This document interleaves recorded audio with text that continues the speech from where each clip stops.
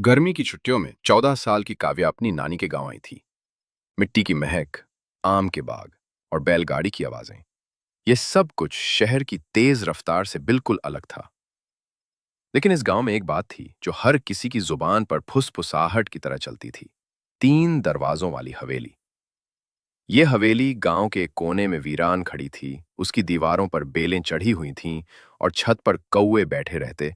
पर जो चीज सबसे ज्यादा रहस्यमयी थी, वो था हवेली का तीसरा दरवाजा, जो लोहे की जंजीरों और ताले से जकड़ा हुआ था।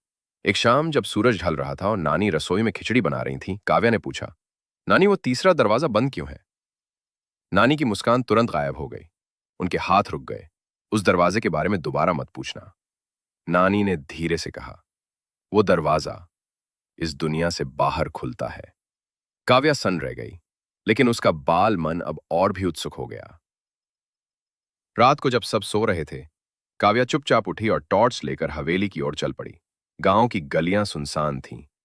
जब वो हवेली के पास पहुंची, तो हवा में एक अजीब सी ठंडक थी। हवेली के पहले 2 दरवाजे खुले हुए थे, टूटे फर्नीचर और जालों से भरे कमरों की ओर। पर तीसरा दरवाजा अब भी वैसा ही बंद था। लेकिन जब काव्या ने उसके पास कदम रखा, उसे महसूस हुआ कि दरवाजे के पीछे से नीली रोशनी झलक रही थी। जैसे ही वो आगे बढ़ी, जंजीरें खुद ब खुद सरकने लगीं। ताले गिरकर जमीन पर पड़े और दरवाजा धीरे धीरे चर्र चर्र की आवाज करता खुलने लगा। दरवाजे के उस पार कोई कमरा नहीं था, बल्कि एक अजीब सी दूसरी दुनिया थी। आकाश उल्टा था, पेड़ हवा में झूल रहे थे और जमीन पर तारों की तरह रोशनी बिखरी हुई थी। काव्या का दिल धड़कने लगा। वो एक कदम अंदर बढ़ी और फिर काव्या, पीछे से नानी की आवाज आई। नानी किसी तरह वहां तक पहुंच गई थी। उन्होंने काव्या का हाथ पकड़ लिया।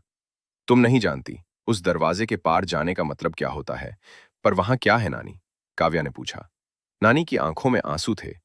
वो दुनिया वक्त के बाहर है। जो वहां गया वो कभी वैसा नहीं लौटता।